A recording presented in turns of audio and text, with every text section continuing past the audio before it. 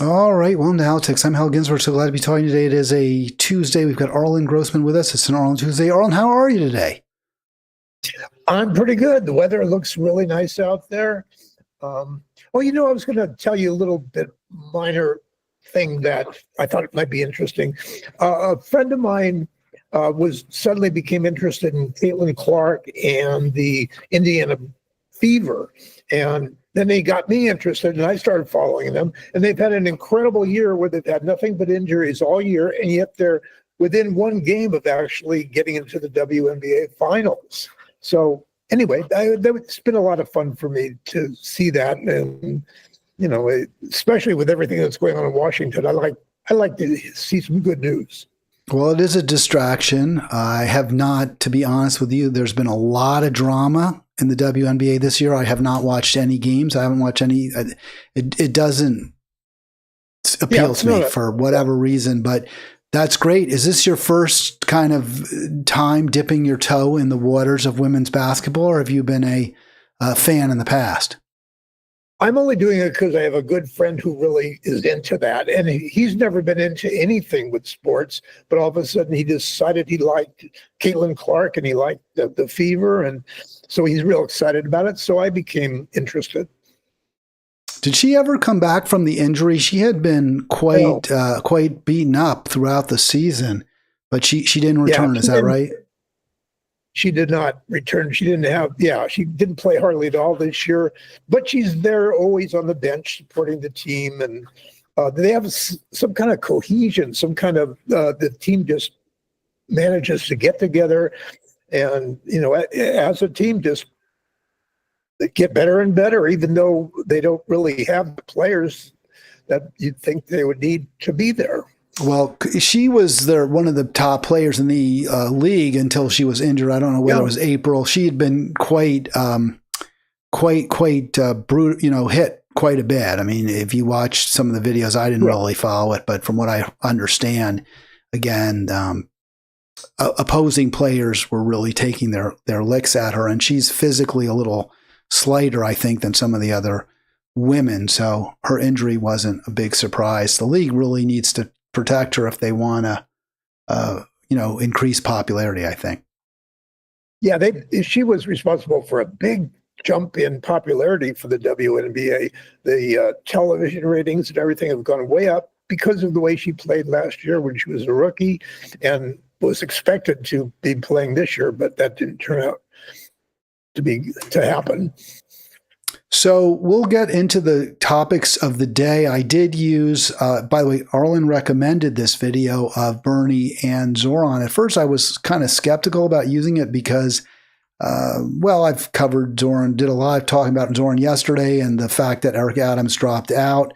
I thought that would really hurt Mom Donnie's chances, but apparently hasn't really impacted, according to the betting markets, at all. And I checked them again today. I talked about this yesterday, Arlen, but no real change in the odds of who's going to win. At least that's what the gamblers say, and they should know, because if they get it wrong, they could lose a lot of money.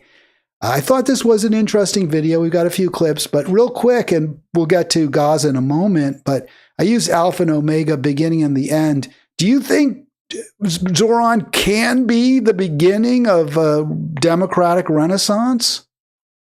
It's quite possible. You've already got AOC, and then here's the contrast with AOC and Bernie, who went on the road and were very successful. Bernie's one end of the spectrum of generations, and Mondami is the other end. But they both have the similar ideas. They're both progressives, and they both, have, like I say, pretty much the same ideas. It's just different generation. Well, I certainly would agree with you. Compared to AOC, I think Zohran is a lot closer to Bernie. He's really much more willing, I think, than she, at least so far, to take on Democratic elites and the Democratic establishment. He's been more outspoken against the Israeli genocide. I know she had some, at least reports were, she was somewhat reluctant to embrace him because I think in some ways he kind of makes her look a little bit timid when it comes to confronting Democratic elites. Maybe he'll put some starch in her spine, which would be nice to see. you're all in for Mamdani. I would assume. Oh, absolutely, absolutely, especially against Cuomo, for God's sakes. But Mamdani is definitely a real progressive. He cares about his constituents, about their economic problems, and he's been pushing some great ideas that seem to be very popular because he's something like 20 points ahead in the polls. Yeah, 20 points ahead before Adams dropped out in several polls. I think 19, I saw 20, saw 22 in a Quinnipiac poll this morning, which I hadn't previously seen, although it did come out maybe a week or so ago. So it's not a brand new poll, but it was brand new to me. I hadn't seen it. So big lead, even with Adams dropping out, it's almost certainly still a double-digit lead. One thing I worry about, Arlen, is if Mamdani doesn't win. I mean, I think he will, but if he doesn't, it really puts a stake in the heart of the progressive movement, doesn't it? Because even with everything stacked in his favor, right? He's going up against an incredibly corrupt, unpopular sitting mayor. He's going up against an incredibly corrupt, unpopular former governor. If he can't win this, what does that say about the possibility of electing real reform candidates in the Democratic Party? I can't see him losing, Hal. He's got such a big lead. He's so popular now, and the others are so disliked. I just can't see him losing. And it's very interesting to me also that Hakeem Jeffries started out endorsing Cuomo, and even he has seen that that's a losing cause. So he's gone over to Mamdani. Oh, are you? I wasn't aware of that. You're saying Jeffries endorsed Mamdani. Heard that from somebody else, but I could not find any evidence of that. That's what I read. Yeah. Did you? Do you remember the source? I'm going to go look that up right now. By the way, don't forget, click subscribe, click like so that we can keep getting, continue the growth in terms of subscriber base and views, super important, and any comments we love, so please comment as well. 240-242-5646 if you want to join us. Lots of different ways to support Halitics. Finally, you can go to our Facebook page as well. I'm not going to spend all show repeating this over and over again, but that's another option where there's a lot of back and forth, a lot of continued dialogue, which is what we're looking for here, looking for ways to solve our problems. And boy, are they serious. Okay, so back to Jeffries. That is news to me, Arlen. Do you remember where you read that he endorsed Mamdani? It's been over a week since I remember reading that, so I don't remember exactly where I saw it, but it makes sense. I mean, the leadership of the Democratic Party is so disliked right now, and I think they're just very weak. And he's part of the reason. Schumer's part of the reason, and I would imagine that Hakeem Jeffries would probably want to endorse Mamdani just because that he's going to be the winner. So, Arlen, AI tells me that as of today, House Minority Leader Hakeem Jeffries has not endorsed Zohran Mamdani. There are several videos where he says he is not ready yet to endorse, including less than a week ago. So this is consistent with what I understood to be the case. No, there has been no endorsement by Jeffries of Zohran Mamdani, at least if AI is correct. So what does that tell you? If Jeffries, even now, even with a 20-point lead against two corrupt former Democrats, the winner of the Democratic primary by really a landslide, and Hakeem Jeffries refuses to endorse him, what does that tell you? Yeah, that's really bad news, and I think it's a real important mistake that he needs to rectify. Well, can he rectify it at this point? Hasn't he made it absolutely clear beyond any peradventure that, and as has Schumer, that the Democratic Party the leadership of the Democratic Party does not want Mamdani. They don't want him winning any races. They don't want to be impacted by him. They don't want his pro-Palestine, pro-peace views. They don't want his anti-Wall Street views in their party. I mean, isn't that message just, could it be any clearer at this point? Yeah, I think it's, again, a major mistake if they don't endorse him, because he is going to win. He has good ideas, and the Democratic leadership is obviously, the thinking is they're just way in the past. They're not strong enough for to win against somebody like Trump. And, they should be replaced, I think. And I think a lot of other Democrats feel the same way. Well, we're going to get to Robert Reich's take, which he does sort of focus a little bit on this race. He says that there are some brave Democrats that he identifies who have the courage needed in these times. He mentions AOC again. I'm not on board that train whatsoever. But okay, Bernie, Mamdani. He calls out the others as apparently lacking courage. So is it just cowardice? And why is it even cowardly not to endorse Mamdani at this point? Wouldn't it really reflect some kind of isn't it really cowardly of Jeffries and Schumer not to endorse Mamdani? Aren't they saying we are controlled by our donors? We are controlled by Wall Street. We are controlled by AIPAC. Doesn't that bespeak weakness rather than strength? Yeah, I think so. I think if they don't, get on board a winning ticket, then, that they're going to look really bad. And definitely Mamdani is a winning ticket. And I hope there'll be other Democrats who will, learn from him if he's able to win, as he probably will. And, maybe there'll be some changes in policies, which we will talk about, what the Democrats need to do to win. All right, let's get real quick. Our always focus so often, as it tragically must be in these times, is on the Middle East. You mentioned during the break, Arlen, that Trump has floated a peace plan. It's not really getting a lot of traction at this point because, as I understand it, he puts the Brits and the U.S. in complete control, and Hamas will not agree to that. I think Hamas will definitely agree to leave. Exit the stage, but only if there's some kind of assurances that a true international coalition will have say over Gaza. And I think the Hamas is legitimately afraid that with the UK and the US in complete control, Netanyahu at any moment could be allowed back in to continue the slaughter. So I think that's what they're afraid of, to be honest with you. Yeah, that's the problem. If the Hamas doesn't go along with this plan, then Trump and Netanyahu are saying, "Hey, we're just going to continue bombing, and even worse." So, it definitely looks as bad as it ever has there. It's a very, very ugly situation. It's cruel. It's sadistic. It's a crime against humanity that we're observing. 35 more killed, including a pregnant woman. In the fresh Israeli attacks in the Gaza Strip. And that woman apparently had 6 sons, and they were all killed in this horrific onslaught by Israel. I do have some new numbers up. They were recently reported. Actually, we're ratcheting down the numbers a little bit yesterday. I misread one number.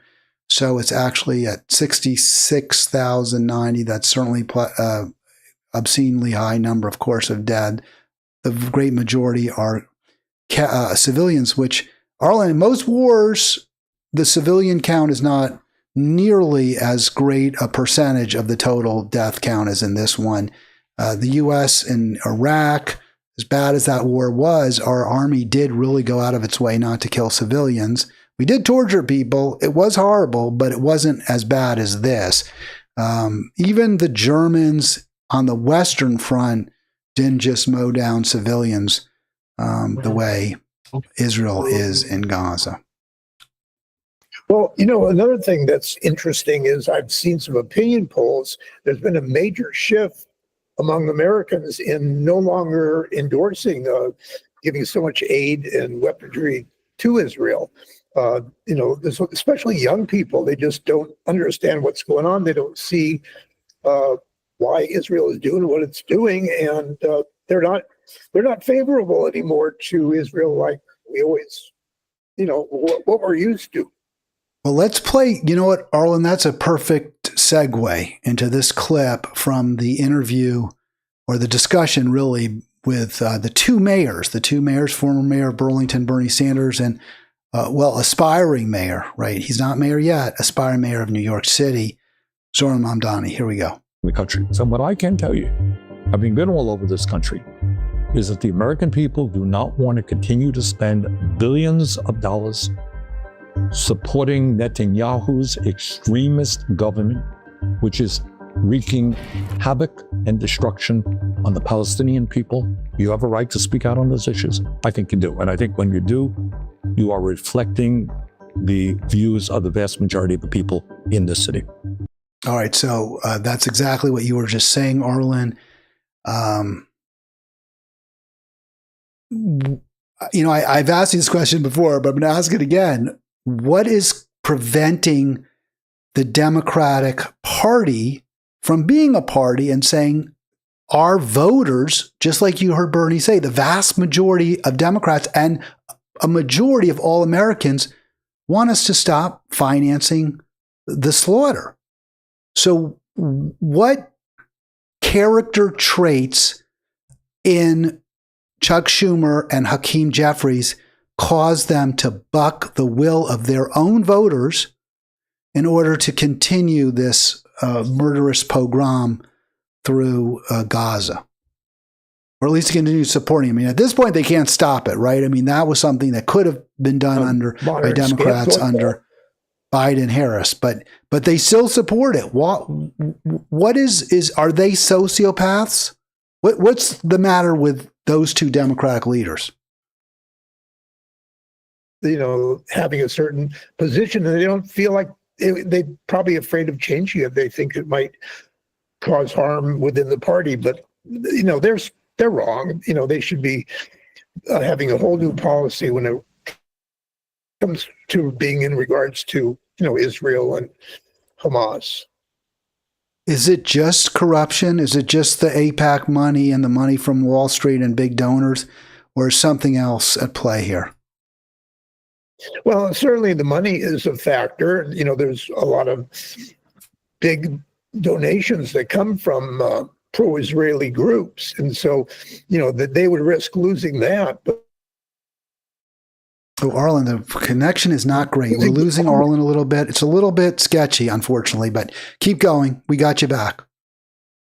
Oh, yeah. Well, I'm just saying that they're making a terrible mistake, and they probably think they would lose money if they stopped supporting Israel. But, the fact is, if the people are obviously aware that what's going on there is really bad for the Gaza people, and they have to blame Netanyahu and Israel, and we've been supporting them all the way. They wouldn't have been able to do anything without us. So it's a big decision, but they're probably on the wrong side, the leadership.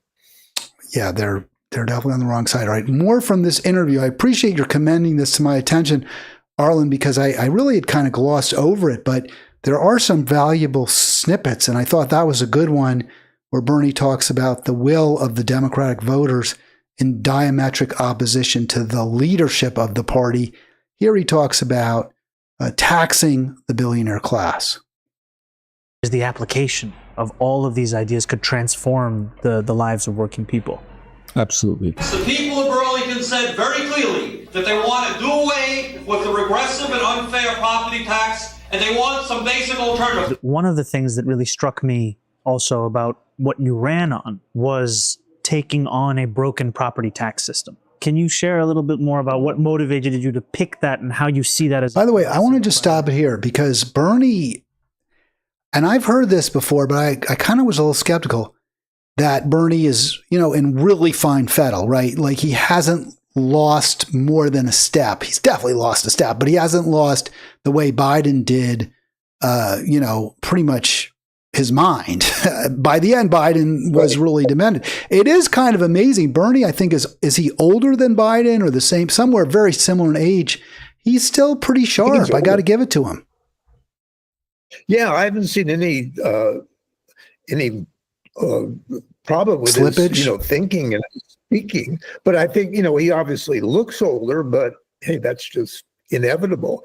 But yeah, as far as his ideas, as far as his articulateness, or he's definitely still got it.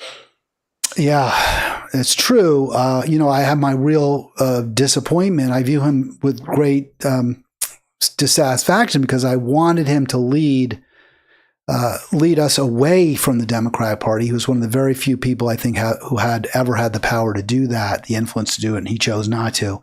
But maybe his long-term plan is we'll get Mamdani, we'll get new leaders, and we'll take the party back. Here they're talking again about the property tax and why it's important to change the way government raises money. You got a tax system where a nurse or a truck driver may pay an effective tax rate higher than a billionaire. That's absurd. That's got to be changed. So we led the effort to breaking our dependence on the property tax because it is a regressive tax. There are so many echoes with the struggles here in New York City, where you have a property tax system that so many have acknowledged for so long is broken, and yet there's the lack of political will to actually put forward a vision that would be fair. Wouldn't be easy, wouldn't be simple, but it would be fair. Right. And people lose their faith in government if you can't address the most glaring example of its failure. That's right. So I thought that was a really important statement, Arlen, about losing faith in government. You seem to agree. Yeah, one thing I really noticed is that Bernie hasn't really changed his views, his policies, his positions. He's still where he always was. And I think we contrast that with a young person like Mamdani, who has the same kind of views. He's also a democratic socialist, I believe. And so, I'm glad to see there's a younger generation that can come on and take Bernie's position, because Bernie can't last forever. Well, Robert Reich agrees with both of you, and he certainly agrees with the policies we just heard from Mamdani, although he isn't, I don't think, prepared to break with the Democratic Party, as neither are those two gentlemen we just heard from. But he calls out this new group, Searchlight, which is funded by billionaires, and their latest scam or ploy is to try to get Democrats to stop saying climate change, as though the existential crisis that we face with ecocide is something we shouldn't be talking about. The problem for the billionaire class is that if we talk too much about ecocide, people will say, well, the billionaires have to stop consuming so much energy. We have to stop with these data centers, and we have to figure out ways to get by without big tech and without the oil, and gas companies. So that's their problem with it. But here's Reich. What Dems really need is the courage to stop taking big money and raise taxes on the wealthy to finance what most Americans need. It all seems just, to me, Arlen, well, let me say it this way. Isn't this exactly what I've been saying for umpteen years? I mean, are they just late to the party, or was I early to it? What's going on here, Arlen? Well, they are. The leadership has been late to the party for sure. I mean, yeah, you and I have both talked about this. The Democrats have to get away from some of these super moderate, pro-corporate, issues, and that's why, number one, new leadership needs to be brought in, and somebody like Mamdani and AOC and Bernie could help lead that to happen. And Reich made a very good case in an article. I don't know if we're going to get to it or not, but yeah, the old views that, we have to be moderate, that's the way to beat the Republicans, that's just not going to work. They have to come up with something totally different and, attack the people that have been donating to them, the corporations, the billionaires. They have to be on the side of the workers, the Democratic Party. Well, I don't think there's any doubt about that. In fact, Reich says right here, the Democrats, the party's biggest problem hasn't been the left, but its dependence on wealthy donors and corporate PACs. Most Democrats, don't even Chuck Schumer and Hakeem Jeffries know that, but haven't they just made a deal with the devil? Hey, we'd rather enrich ourselves. We'd rather line our own pockets. We'd rather put ourselves in a position where we will get extraordinarily golden parachutes when and if we leave government. If we don't, our families will certainly be set. Haven't they basically sold their soul and our nation for a few pieces of silver? Yeah, I think you're right about that. But I think the main reason is I think the Democrats are afraid of losing all that big money, because right now it's money that's in control of politics in the U.S. And if they lose and don't have, anybody to come in and replace the money from the, wealthy donors, then they'd be in even worse trouble. At least that's what they think. That's probably their thinking. Arlen, you and I think agree. I know we agree that Zohran Mamdani and Bernie Sanders really are, I believe, good, decent people who want what's best for the American public. Do you think they have any chance of reforming or changing the party? Before you answer, I'm going to play a clip here, and I want your take, which addresses this very question. But that's what's on the table right now. By the way, anyone want to answer, please call in 240-242-5646. Sometimes I'm good about checking my chat. Sometimes I'm not. Love to hear from you, either in a direct call or maybe in a chat. But the question on the table is, can Zohran and Bernie, the alpha and omega, I guess that's right, the beginning and the end, can they change the party from within? And here's a clip I played yesterday, but I was so taken by it, I'm playing it again. There's been a lot of excitement about Zohran Mamdani, and I would love to get into your views on his campaign. Is he a radical, as some claim? Is his strategy of trying to fix a broken Democratic Party the right move? What are your thoughts? I mean, I think it's obviously not the right move to try to fix a broken Democratic Let me stop it right there.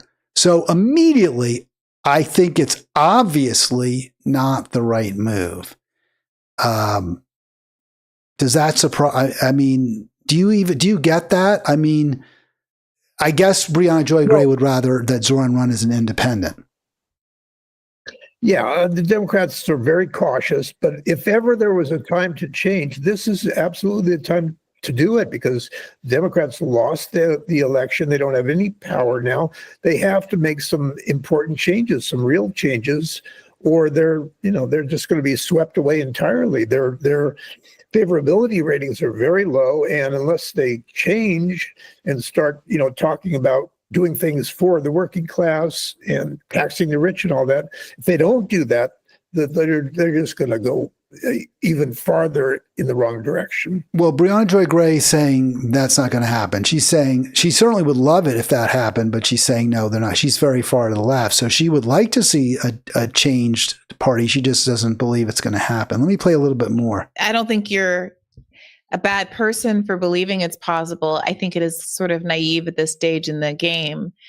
But hey, if he, wants to take a swing and see what happens one more time, God bless him. I'm rooting for him. I would love to be proven wrong about the ability to do like entryism to fix the Democratic Party.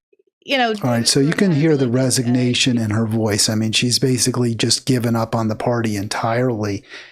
Do you fear, Arlen, that if there's really no movement by the party leadership, that they maintain their same positions, the party will spiral into will just go, is going to be in its death throes? Sadly, yeah, I do worry about that. More and more, the other side, the Republicans, Trump and all, they're so strong in their positions, and the Democrats need to make, I think, some really strong stands in the progressive direction, and that might make a difference. If we leave things the way they are now, they're just going to lose. Yeah, I mean, the basic premise of this program is that Trump and the Republicans are awful. They're just awful, that they're destroying our country, they're destroying our world, but that the Democrats are right there with them, and that the only hope is some alternative, either to, well, certainly to the Republicans, but either to the Democrats or a truly reformed Democratic Party. You have said, Arlen, you're certainly not the other one. I don't mean this to be critical of you, but what I've heard you say is that the Democrats really lack power. But that, and I always push back against it. I'm going to push back again. Here's David Hogg, former DNC leader, saying they have power. They can shut down the government. And hope we're looking at that probably happening right now. Is that what you want to see? Absolutely. Yeah, that's the only way that it's going to happen. They have, if they back away from fighting the Republicans on this one, then certainly they're going to be seen as even worse, and they're going to lose a lot of their party members, I think. So they really they have to challenge Trump on this one. They have to, say that they're definitely going to, not support spending money on the terrible, policies that Trump has put up there. Well, it's because of these massive tax cuts, along with, certainly a massive defense budget, but ICE budget, all those billions or many, many millions going to send undocumented folks around the world, fly them around the world, the extraordinarily reckless spending at that alligator Alcatraz, so-called. I mean, we're seeing an incredibly wasteful, corrupt administration that also is hell-bent on slashing revenues, i.e. the taxes on the rich. So it's reckless, irresponsible. It is more long past time for the Democrats to stand up. It looks like they may do so. I do think the healthcare area is a good choice, where they're saying, hey, unless you restore the Medicare and Medicaid funds that you've taken out, then we're not going to support your budget. And I think that's the right move. I think they should do that. I would like them to be even stronger. I like them to put about 10 different items on the table, say, this is what we also want, this, and we also want that. We also want you to raise taxes back on the rich. We also want you to cut aid to Israel. I would put them all out there. I wouldn't just leave with one.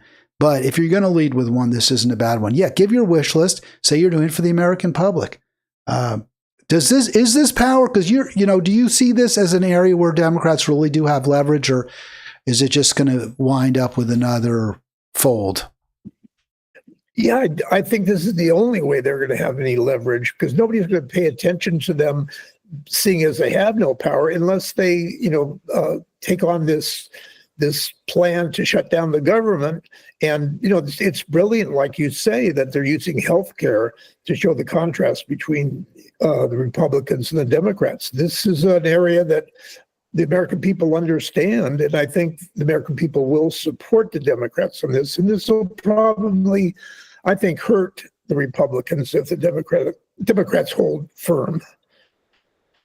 Yeah, I saw the story last night. My wife told me about it. I saw this video. I'm not going to post it. I'm not going to show the video. It's just so gross. I mean, it's just like creepy the way, he puts some hat on Hakeem Jeffries and the whole thing that Trump does. But it really shows you how low rent the president is, this deep fake video he put together.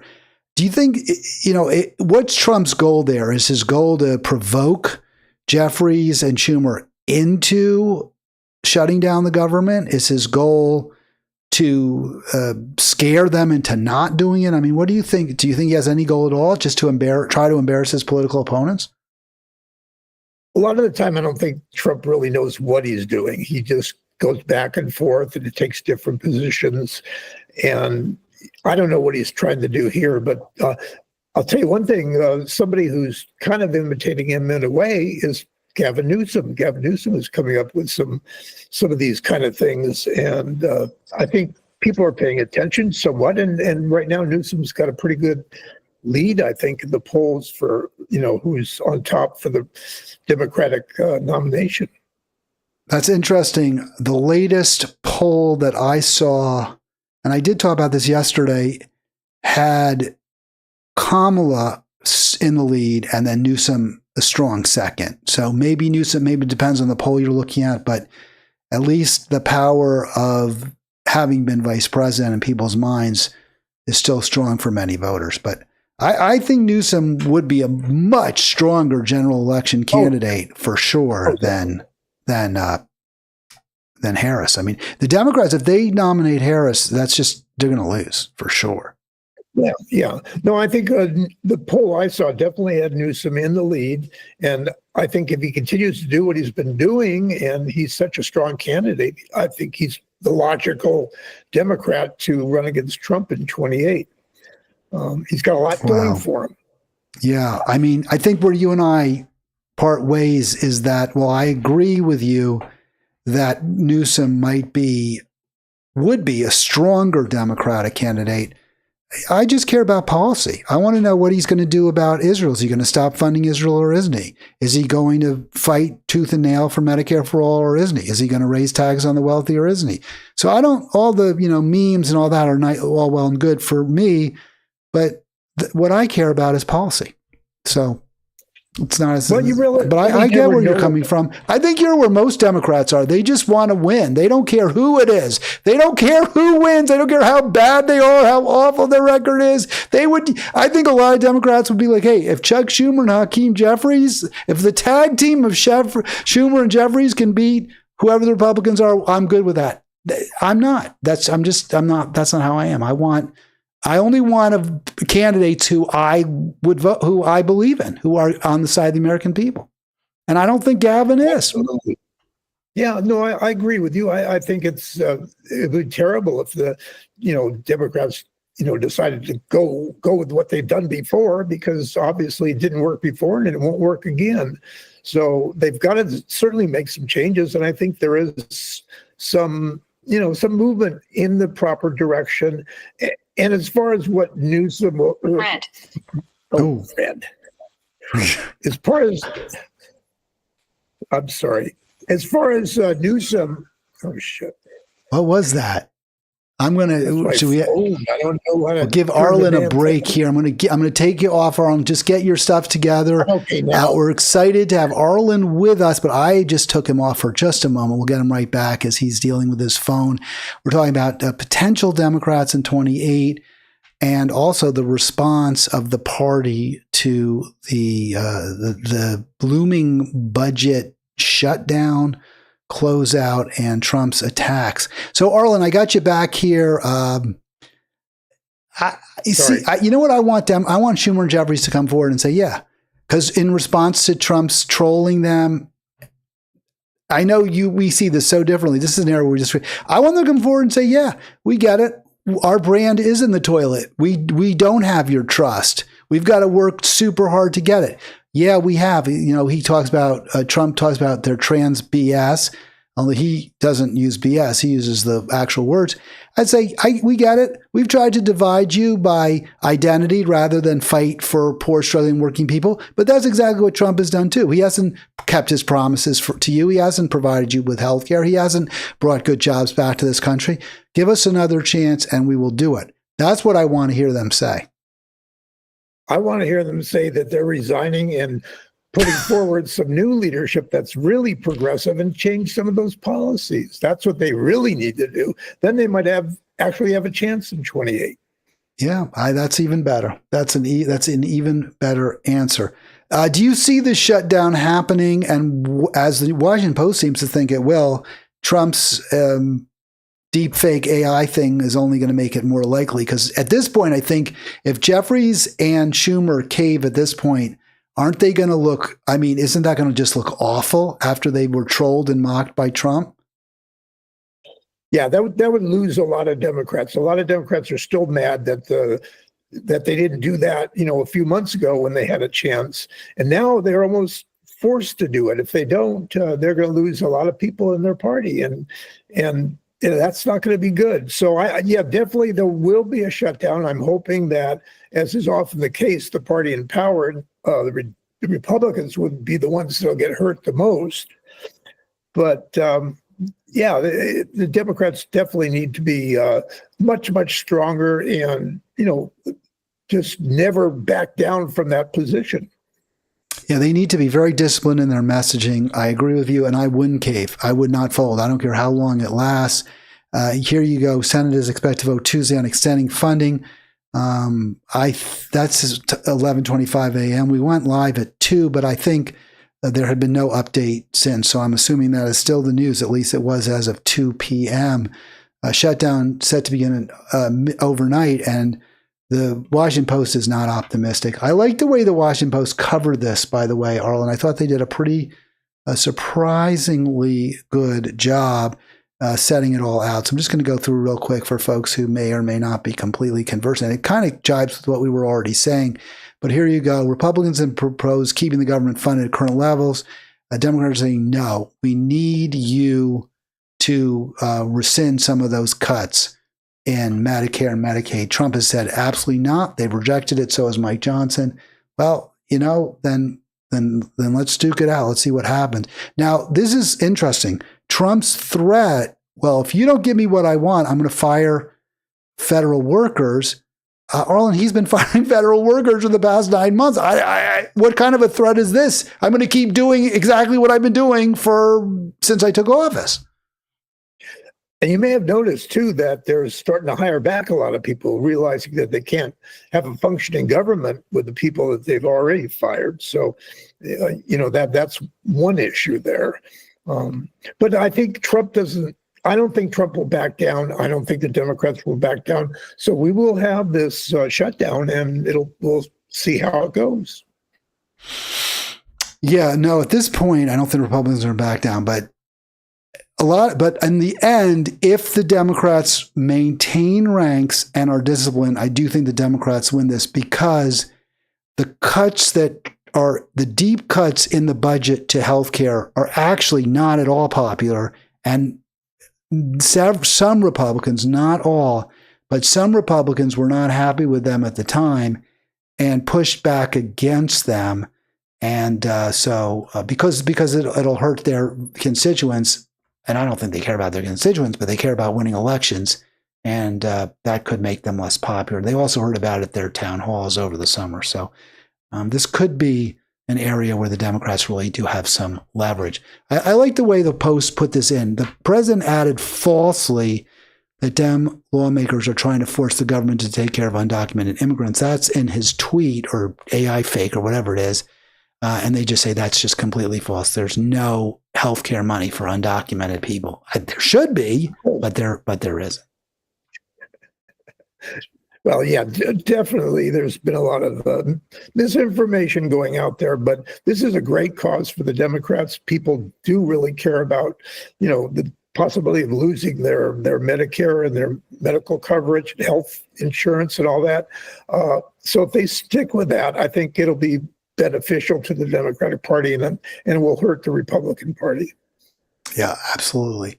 And look, whatever one thinks of the Democrat Party, the Republican Party is awful. They're absolutely awful. It is fascism. I don't really, people will say, "Oh, prove what it is." Well, here's an example. This is from the AP. Trump's got all these generals together. They're like, "Why are we even here?" They don't understand it. They're ending politically correct leadership. Now that's a sop to the, people are saying, well, and I've heard people make this argument that there are apparently, like, for certain tests, for certain positions, they have different standards, different physical standards for men and women. And Trump and Hegseth are saying we've got to change that. I don't know enough about all of that. Apparently, there's an argument that women who are put in combat regiments may not have the strength to bring a fallen comrade back. I don't really know all the whys and wherefores. I'd have to look at the data, but they're certainly exploiting that sentiment. It's not good, but here's where I really see the fascism, Arlen, and then I want your thoughts. This is from the AP. He wants to use American cities as training grounds for the armed forces. I don't want our military using our cities as its training ground, and I think most Americans feel the same way. Oh, are you there, Arlen? You sort of froze up on us again. I think we're going to have to get Arlen. I froze up at me, so I'm not sure exactly being there. Yeah. Can you see the screen there? This is the training grounds, American cities as training grounds for the armed forces.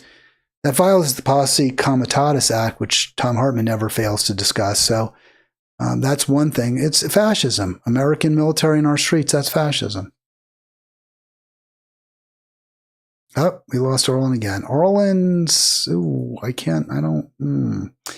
Well, we'll see if we can get him, or he'll have to come back. That is the issue with the rural bandwidth there in Vermont. So nothing much I can do about that, folks. Sorry about that issue. And I'm also sorry that we'll deal with that later. All right, 240-242-5646 if you want to join me. 240-242-5646. We'll see if we got Arlen back. Definitely having some tech issues, but just the normal issues with the internet not working great. I think that's just it. There just isn't enough bandwidth for him. So let's just keep going then. I've got my deck up. We'll talk about some of the same topics that we've had. In fact, I think we just lost Arlen altogether. So I thought this was an interesting story. Let's see if we can get him back. Because I just feel like I love talking to Arlen. I don't want to lose him just because of this problem with the internet bandwidth, but it can be a bugbear. All right, let's get back. We'll see if he comes back.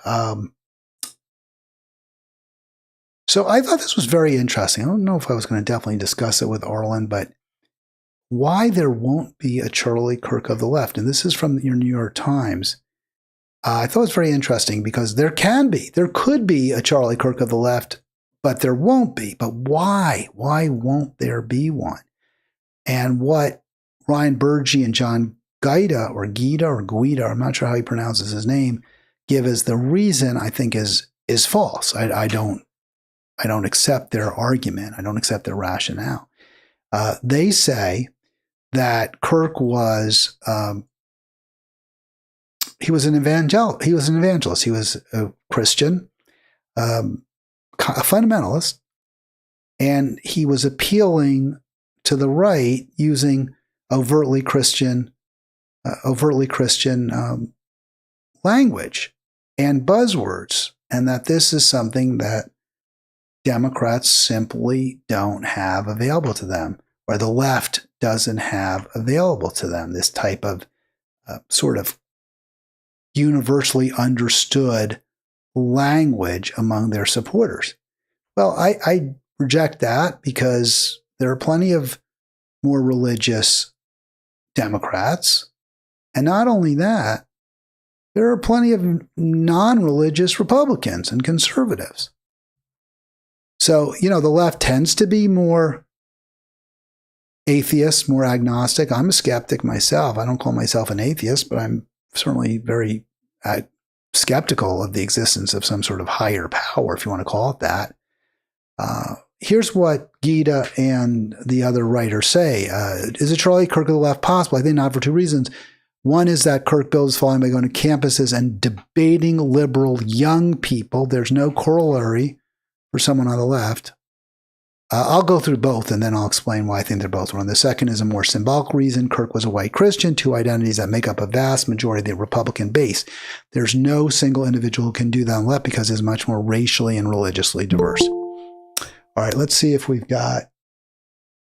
I think we do have Arlen back. Let's see, do we have you, Arlen? Get you back on in a second.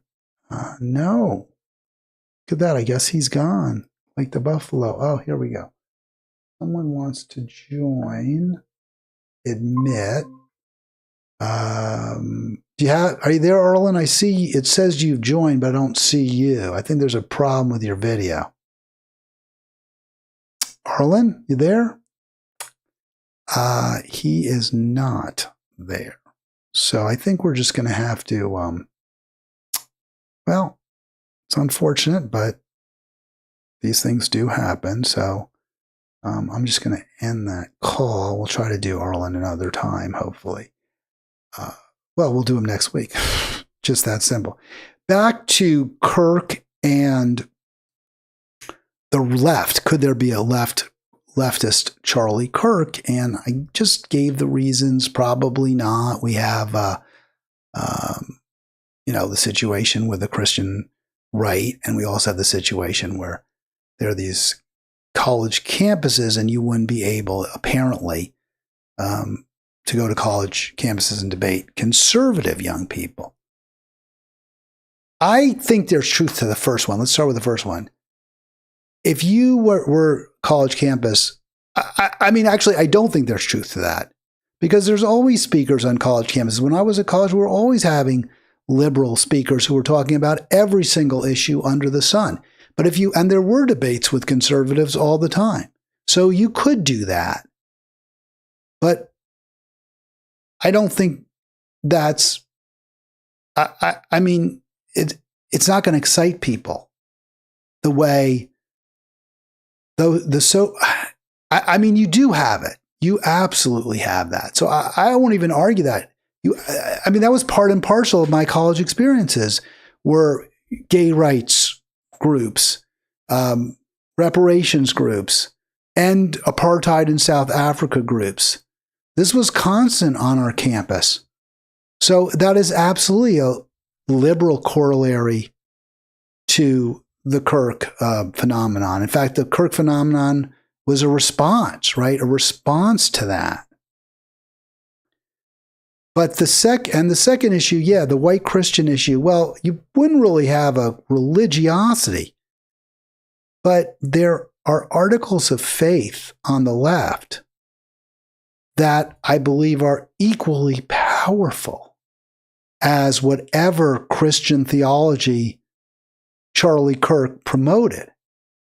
So not Democrats, let me stop that, leftists who come on campuses and say, we support universal single-payer health care. That's the best way to go forward. Prove I'm wrong. I mean, I don't know who would even debate them. Would you get conservative? You probably get a few. We need to regulate the market. We can't, a free market in quotes is a misnomer. And to the extent we embrace one, we're destroying our populace. We're destroying our environment. You could make those arguments. You would have plenty of people who would come out. The problem is the Democratic Party wouldn't embrace it. The problem is Charlie Kirk, yeah, he was popular. People would go see him. He would get those viral clips. But he blew up because he got millions in seed money from various conservative organizations who saw real value in splitting college campuses up, dividing them up by identity politics, dividing them by supposed patriotism versus unpatriotism, by going after affirmative action. There was real value to many right-wing billionaires. They saw that. They're like, hey, anything that can break up the working class, anything that can break up a united 99% is just what we want. And Charlie Kirk is really good at that. He's good at dividing people who have similar economic interests. And he's not going to break with us. He's not for Medicare for all. He's against it. He keeps saying, he took a ton of money from Zionists, and up until the very end was almost a completely unapologetic Zionazi with zero questioning of Israel. At the end, he started to question Israel, to his credit.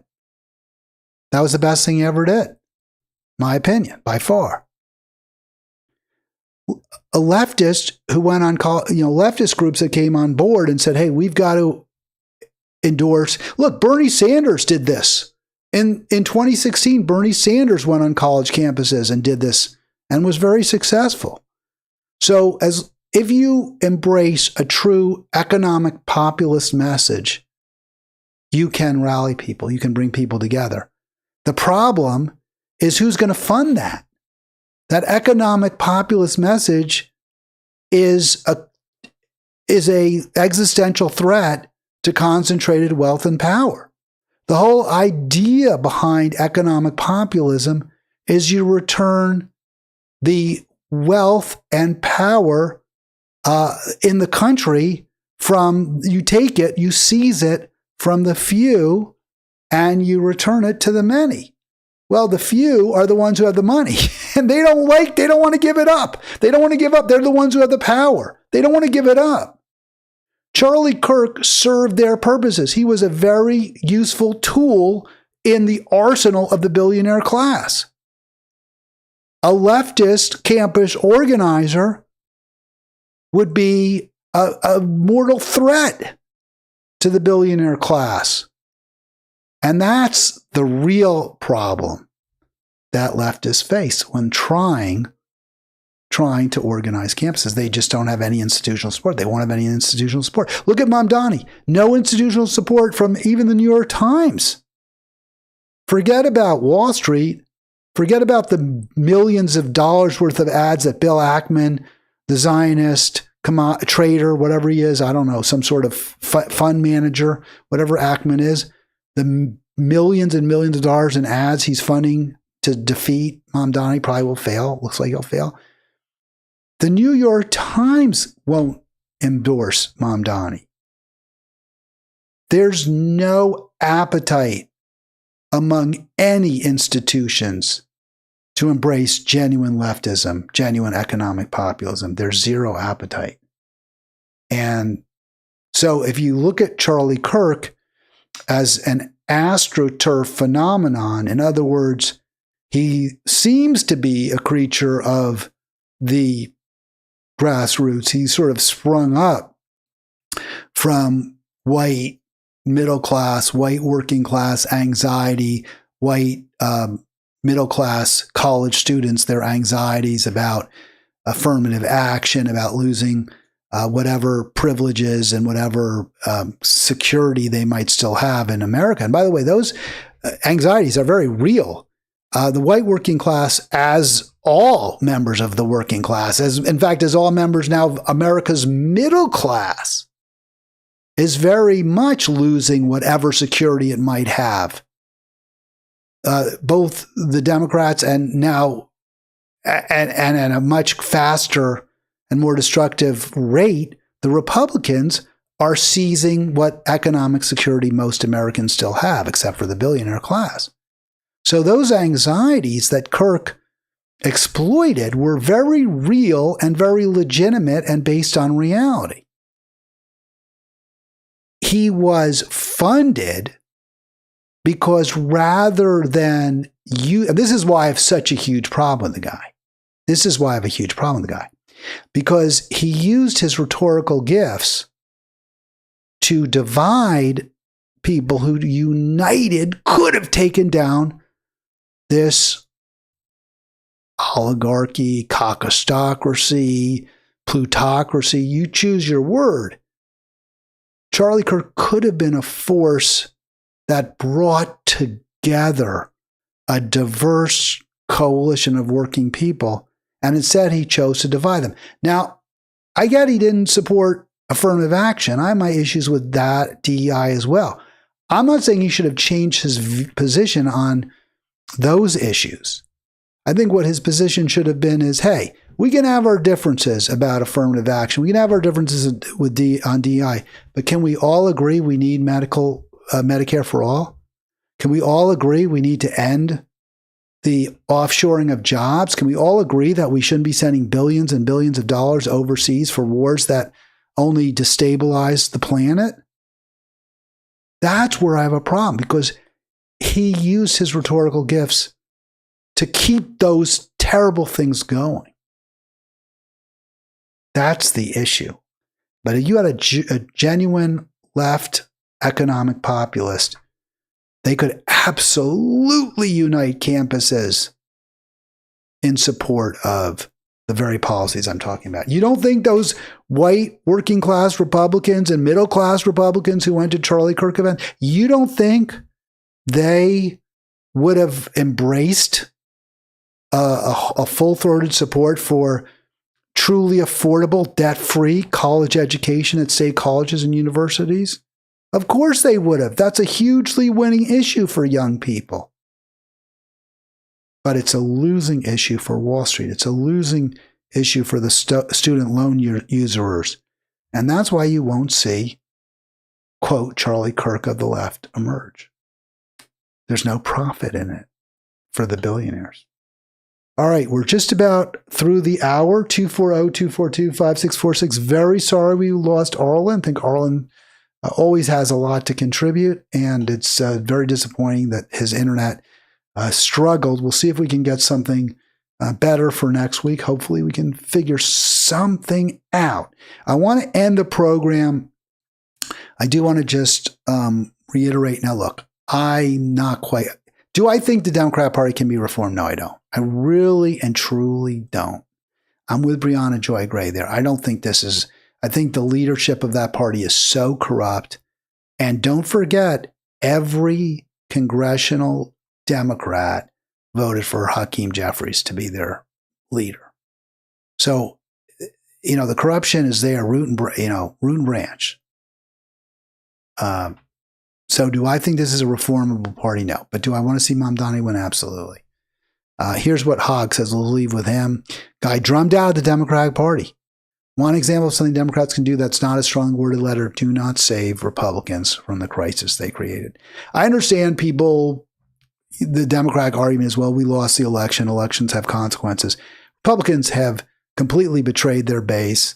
They're pursuing policies that are extremely harmful to working class, middle class, and poor voters, including many who voted for them. You know that Trump got a lot of Latino votes, a lot of black votes. He is betraying those voters. He's betraying his non-college educated base without any question about it. Democrats speaking to them, fighting for them, have a golden opportunity.